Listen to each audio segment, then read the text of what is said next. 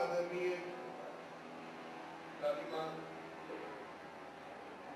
श्री निर्मल का समय दिया और 7 दिनों का ये जो प्रोग्राम, ये जो कार्यक्रम रखा, हम लोगों को तनाव मुक्त हो जाएगा, जिनकी की अभिरुचि इन सब चीज़ों में सदैव रही है और उनका हम अपने कार्यों का निष्पादन निश्चय ही बेहतर ढंग से कर पाएंगे। तत्पश्चात उसको तैयार करने के बाद उसका कार्यान्वयन का सोचा और आज उस कार्यान्वयन का ये फिर भी वो उन्होंने समय निकाला और यहाँ आए और इसकी एक आत्मवादी प्रतिभागी से ये उम्मीद है हमारी कि जो भी तनाव मुक्त करे और अगर कर सके तो निश्चय ही ये अभी मैं अपने हमारे सभी गेस्टों से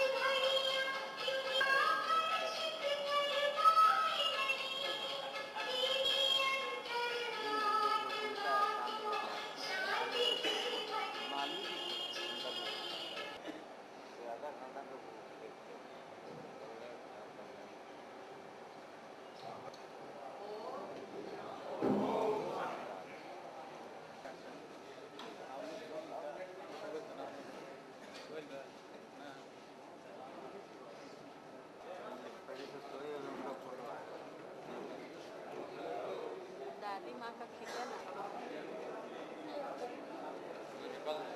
बुला रहे हैं।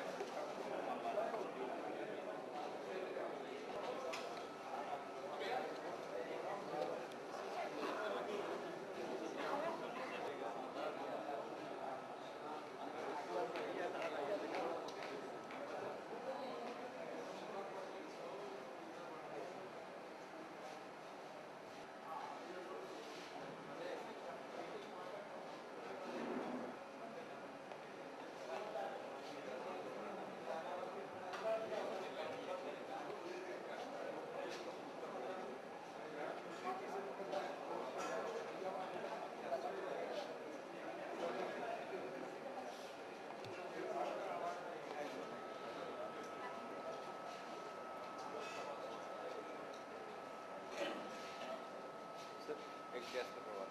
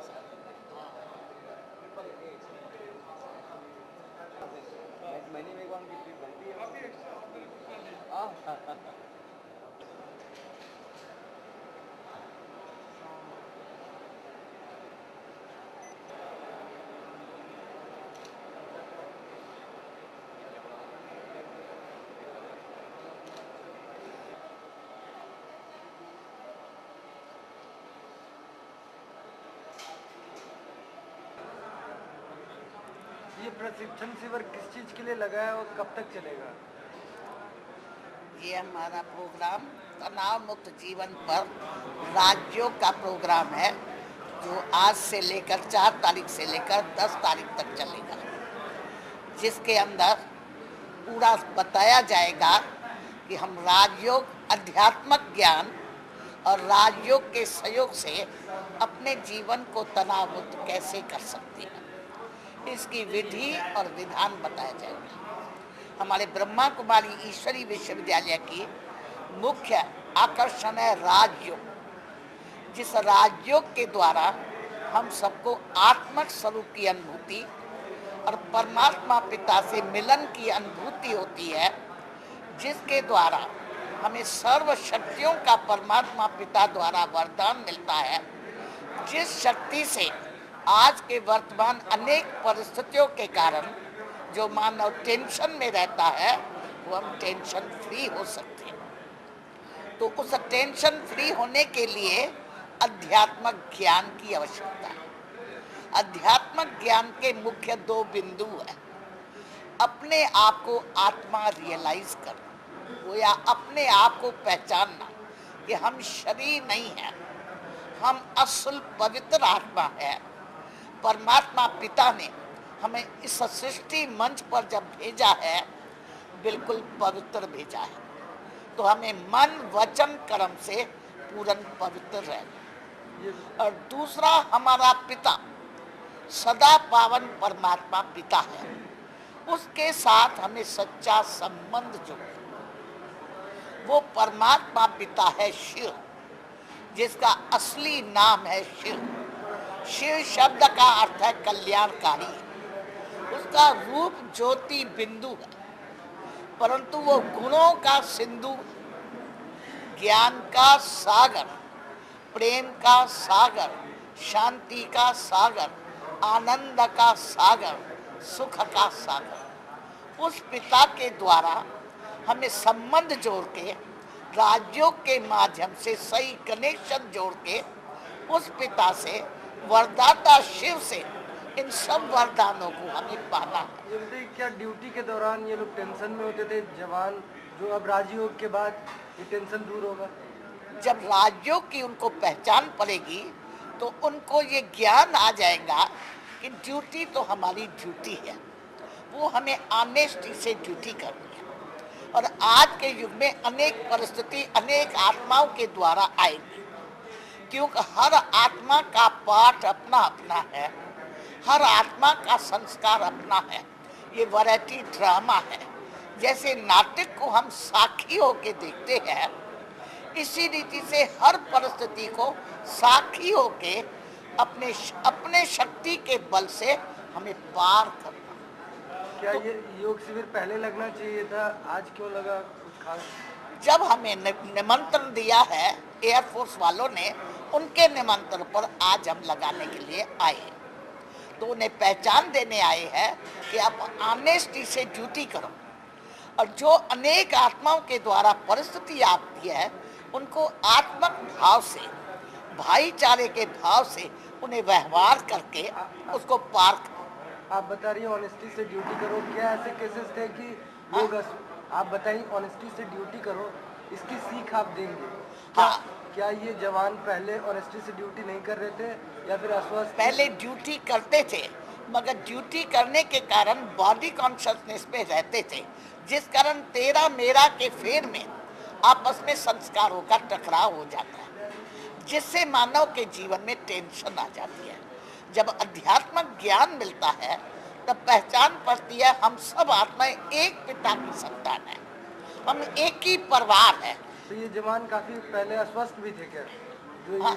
योग से फिर स्वस्थ हो गए? हाँ, जरूर उनके फर्क जीवन के अंदर अंतर आएगा। टेंशन फ्री होके और ऑनेस्टी से अपना काम समझ के करेंगे। ये गवर्नमेंट का काम नहीं है, ये हमारा काम है। जब हमारी ड्यूटी है तो अपना काम समझ के जो करता है वो ऑनेस्टी से करता है। पहले से अच्छा ड्यूटी कर पाएंगे जवान? अच्छी से कर सकेंगे और ऑनेस्टी से करेंगे ड्यूटी। अपना काम जिसको अपना समझा जाता है वो एक्यूरेट काम किया जाता है। इसी से अपना समझने से एक्यूरेसी ऑटोमेटिक जीवन के अंदर आ जाए। अपना परिचय बता दें। हमारा क्या कुछ कह ये शिविर सिर्फ बिहार में या हर जगह पूरे? ये हमारा शिविर हमारी जितनी ब्रांचेस है उसमें ज्यादा तदा भिन्न भिन्न स्थानों पर होता ही रहता है। पटना में भी टाइम टाइम पर हम अलग अलग स्थान पर लगाते रहते हैं। तो जब भी कोई इनवाइट करता है तो हम उनके प्रोग्राम पर जाके करते हैं। और अपने आश्रम के अंदर भी हम ये राजयोग के कैंप लगाते ही रहते हैं, जहां आप सबको सदा निमंत्रण। अपना परिचय बताइए। हमारा नाम ब्रह्मा कुमारी निर्मल पुष्पा है। पटना सेवन में कंकर बाग में हम रहते हैं और ये हमारी संगीता बहन है जो बोरिंग रोड ब्रांच पे है। क्या आपके इंस्टीट्यूट का क्या नाम है? हाँ? जो आपका आश्रम है इंस्टीट्यूट? प्रजापिता ब्रह्मा कुमारी ईश्वरी विश्वविद्यालय। पूरा नाम हमारे ईश्वरी विश्वविद्यालय का यही नाम है, प्रजापिता ब्रह्मा कुमारी ईश्वरी विश्वविद्यालय।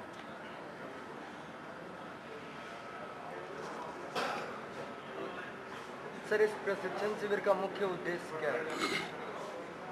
इस प्रशिक्षण शिविर का मुख्य उद्देश्य है कि जो हमारे बल के सदस्य हैं उनके जीवन में विभिन्न छोटी छोटी बातों को लेकर तनाव रहता है, अज्ञानता से, और हम कह सकते हैं कि स्पिरिचुअलिटी की कमी से, बिना किसी वजह से, छोटे कारण से भी बहुत बड़ा तनाव उत्पन्न हो जाता है।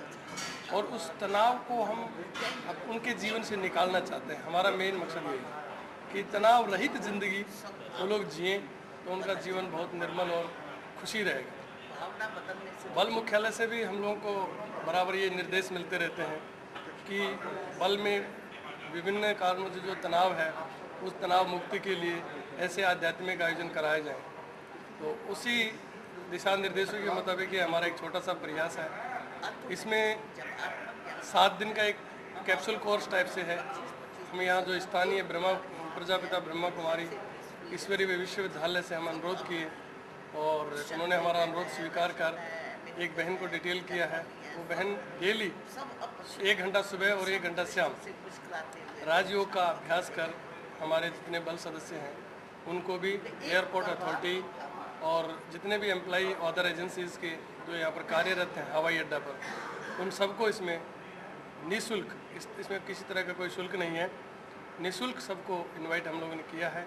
डायरेक्टर श्री अतुल दीक्षित जी ने, उनके भी प्रयास रहे हैं, हमारे डीजीएम सुभाष साहब जो मेरे पास बैठे हैं इनके भी प्रयास रहे हैं। तो ये हमारा एक संयुक्त प्रयास है कि जैसे मेरे पास CISF में यहाँ नफरी 192 है, एयरपोर्ट अथॉरिटी के 200 से ज़्यादा एम्प्लॉई हैं, अदर एजेंसी के भी जैसे एयरपोर्ट ऑपरेटर्स हैं उनके भी कर्मचारी अधिकारी हैं। हमने सबको सर्कुलर, एयरपोर्ट डायरेक्टर ने सबको सर्कुलर दिया है कि सभी इस प्रोग्राम को ज़्यादा से ज़्यादा तादाद में समय निकालकर उपस्थित हों और लाभ उठाएं। ये बताइए, ड्यूटी में इसका लाभ नजर आएगा? ये तो साफ है, ड्यूटी हर आदमी जो ड्यूटी करता है अगर वो टेंशन में ड्यूटी करेगा तो स्पेशली पर्टिकुलरली मैं अपने बल के बारे में बताऊंगा। हमारे यहाँ बड़े सोफिस्टिकेटेड ड्यूटी है एयरपोर्ट पर। सपोज एक आदमी मेन गेट पर है, बड़ा डेलिकेटेड ड्यूटी है, अगर वो तनाव में है और किसी को किस तरह से रिसीव करना है, हम लोग पैसेंजर प्रोफाइलिंग करते हैं, अगर वो तनाव में रहेगा तो वो ठीक से प्रोफाइलिंग नहीं कर पाएगा। किस आदमी को कितना तवज्जो देना है, किस आदमी को कैसे अटेंड करना है, और जो टैक्टफुली एक शब्द अंग्रेजी में बना है वो अगर तनाव में रहेगा तो नहीं कर पाएगा। ऐसे केसेस पहले थे जवानों के? पहले केसेस ऐसे, मतलब आई कांट से कि ऐसे केसेस थे, लेकिन हम कह सकते हैं कि उससे भी बेहतर तरीके से अगर आदमी तनाव में रहेगा तो अपने आप को संभालने की कोशिश करता है कि मैं अपने को संभाल के अच्छा से ड्यूटी करूं। लेकिन अभी अगर तनाव मुक्त रहेगा तो वो एकदम बेटर ड्यूटी करेगा। मतलब आज का जो परिवेश है तो लोग तनाव में रहते हैं, ऐसे में जवान लोग भी इससे सफरिंग थे। मतलब not in a particular for Patna ऐसा मेरे कोई इंसिडेंट नहीं आया है, लेकिन ये बल मुख्यालय के निर्देश हैं कि सबको कराया जाए ताकि जो आदमी अगर वेरी गुड ड्यूटी कर रहा है तो वो एक्सीलेंट ड्यूटी करे, तनाव मुक्त है। ये नहीं है कि मेरे यहाँ ऐसा कोई इंसिडेंट अभी तक नहीं है कि तनाव मुक्ति से कोई दुर्घटना घटी हो, उस परमात्मा की कृपा है। मेरे यहाँ ऐसा कोई हादसा नहीं हुआ है। हम बड़े अच्छे सौहार्दपूर्ण वातावरण से ड्यूटी को अंजाम दे रहे हैं। लेकिन ऐसे प्रयास करने से हमारी ऐसी आशाएं हैं कि जो आदमी गुड में था वो शायद वेरी गुड में आएगा, वेरी गुड वाला एक्सीलेंट कार्य करेगा। ये हमारा मकसद है। अपना परिचय। मैं यहाँ पर असिस्टेंट कमांडेंट के पद पर कार्यरत हूँ पटना एयरपोर्ट पर, और इंद्रराज सिंह मेरा नाम है।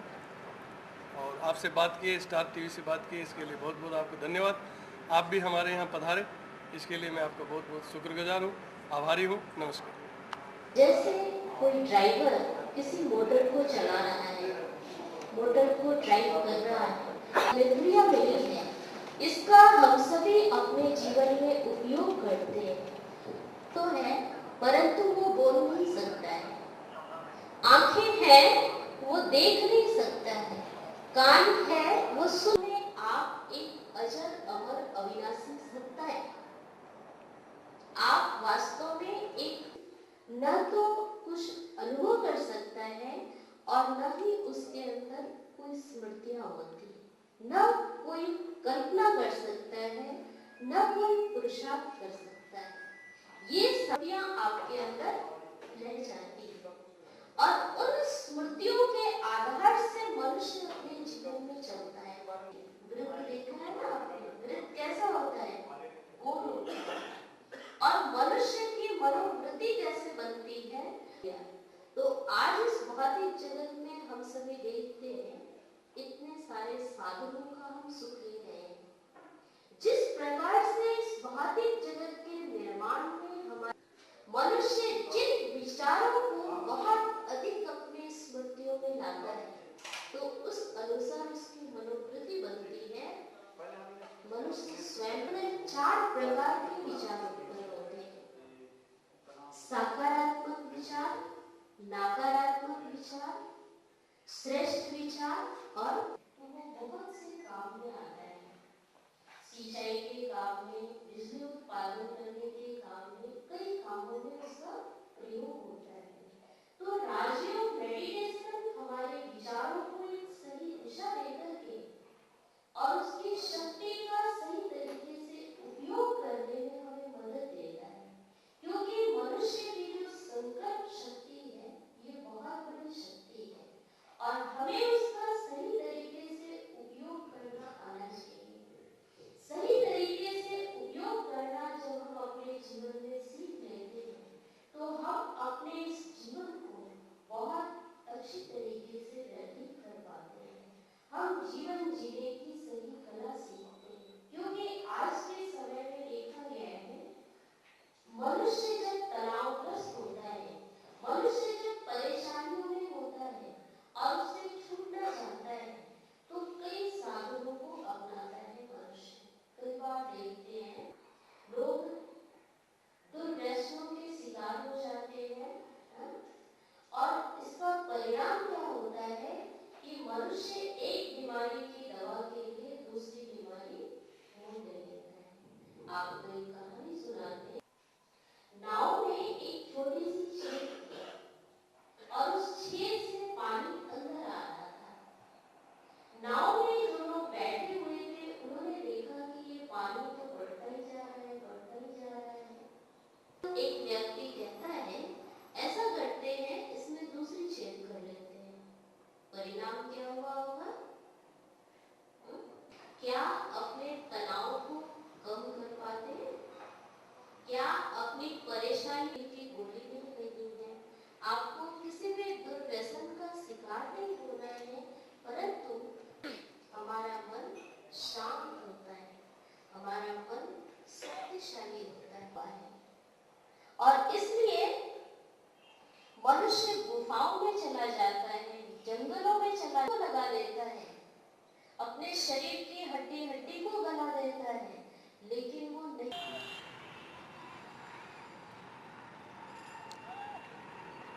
सलाखों के पीछे कैद बाहुबली विधायक सुनील पांडे का आतंक थमने का नाम नहीं ले रहा है। तभी तो कानून हो या कानून के रखवाले सबको अपने मन मुताबिक